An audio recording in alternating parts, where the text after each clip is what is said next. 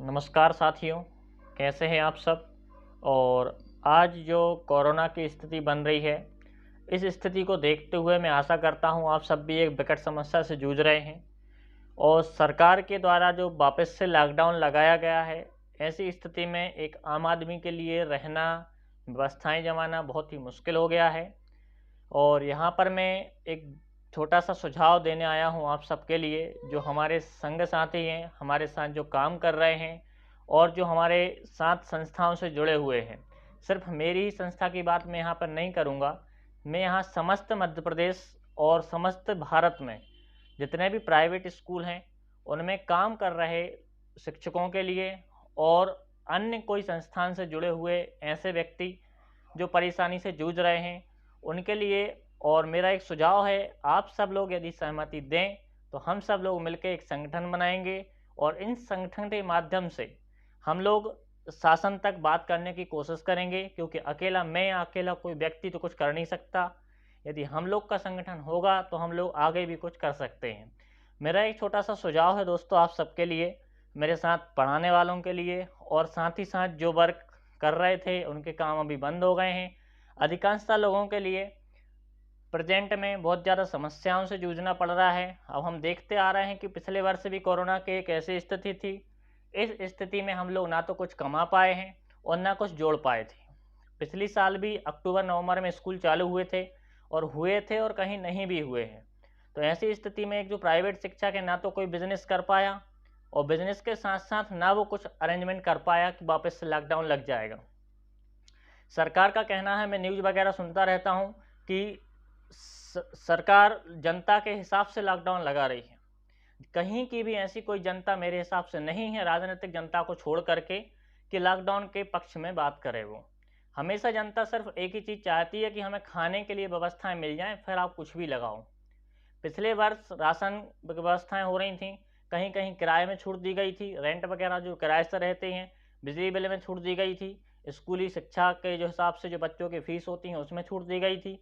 इस साल अभी तक ऐसा कुछ भी निर्देश ना सरकार ने दिया है और ना मुझे लग रहा है कि कोई सरकार निर्देश देने वाली है।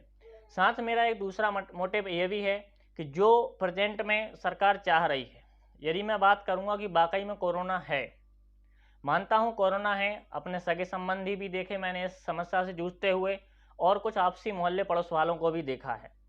लेकिन मैं ये कहूँगा कि कोरोना तो अगले साल भी आएगा। जब मैं पिछली साल यदि इस उम्मीद में लगा के बैठा था कि कोरोना नेक्स्ट ईयर शायद चला जाएगा, लोगों का कहना था जैसे जैसे गर्मियाँ बढ़ेंगी कोरोना ख़त्म हो जाएगा। कोरोना गर्मी में ही आता है। ये कौन सा ऐसा वायरस है? एज ए साइंस टीचर मैं भी समझना चाहता हूँ। शासन से मेरा एक सवाल है कि मुझे इसका आंसर दे कि ये कौन सा कोरोना वायरस है, कौन सा वायरस है ऐसा जो सिर्फ गर्मी में ही ज़्यादा उत्पात मचाता है।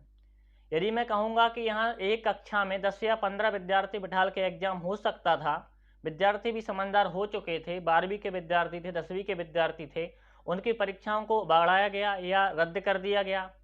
इससे विद्यार्थियों के ऊपर क्या प्रभाव पड़ने वाला है, ये माता पिता भी नहीं सोच सकते कि कितना अच्छा रिजल्ट आएगा हमारे बच्चे का। साल भर उनने 3 से 4 महीने में भी मेहनत करने के लिए बच्चों ने कोई कसर नहीं छोड़ी, पढ़ने वालों ने। आज उनके ऊपर क्या बीतेगा ये किसी ने नहीं सोचा है।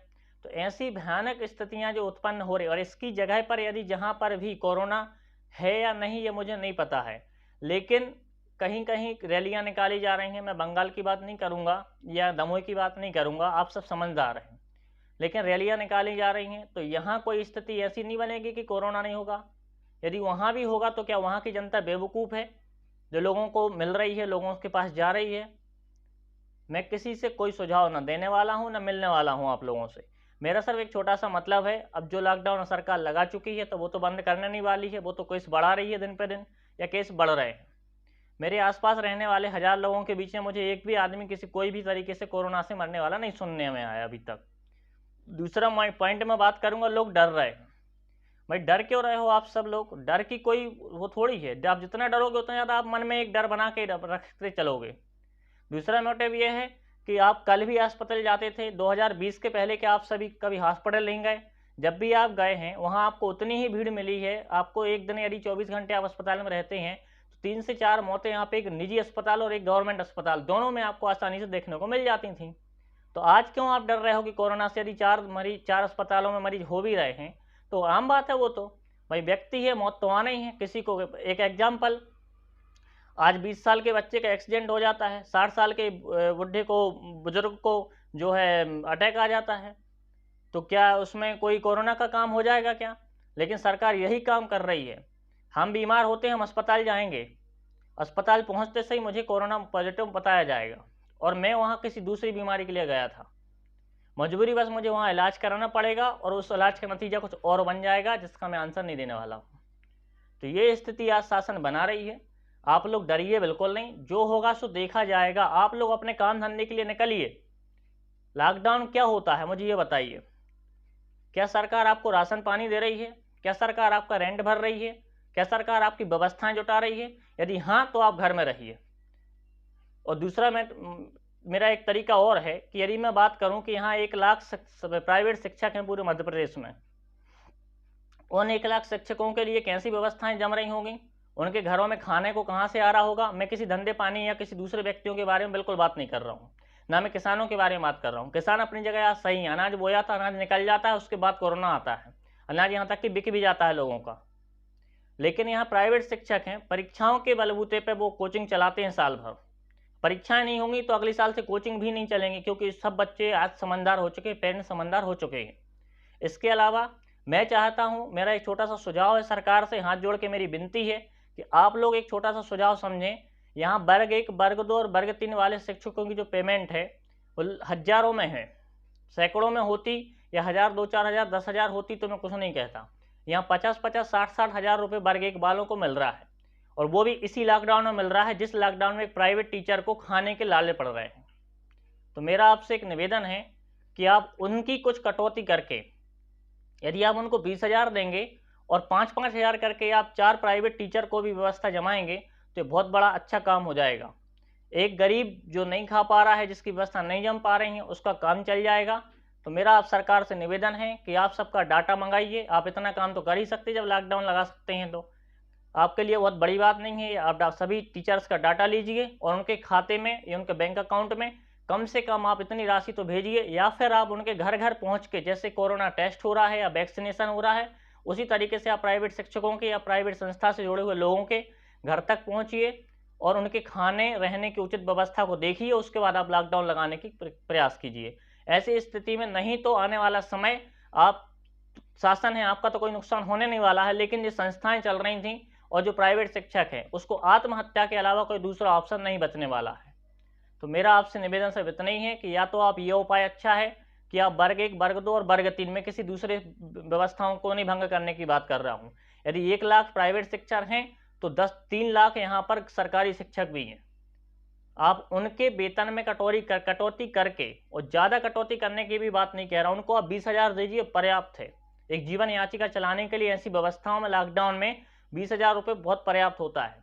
वर्ग 3 वाले की बात करूं तो आप 10,000 रुपये उनको दीजिए, बाकी 10,000 रुपये उनकी कटौती निकाल करके आप किसी मध्यम वर्गीय शिक्षक को दीजिए।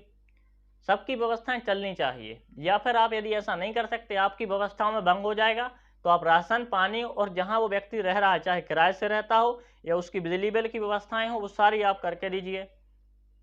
मेरा सरकार से सिर्फ इतना ही निवेदन है। शायद आप सब मेरी ये निवेदन को सब लोग सहमति से समझेंगे और इस वीडियो को आगे शेयर करने की कोशिश भी करेंगे। यदि ये वीडियो आगे शेयर होगी तो आप सबका मेरा एक संगठन बनेगा और सबके लिए कुछ ना कुछ तो लाभ जरूर मिलेगा। फ्रेंड्स, मैं रुद्रेश पांडे और मैं भी एक प्राइवेट शिक्षक हूँ और इन सब समस्याओं से जूझ रहा हूँ।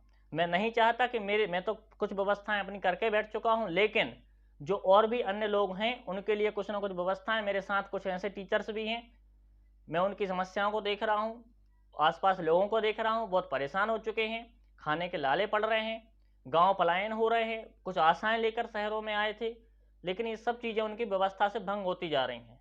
तो मेरा आपसे निवेदन है कि सरकार तक ये मैसेज जरूर पहुंचाएं, कुछ ना कुछ आपको प्रॉफिट जरूर होगा। नमस्कार दोस्तों।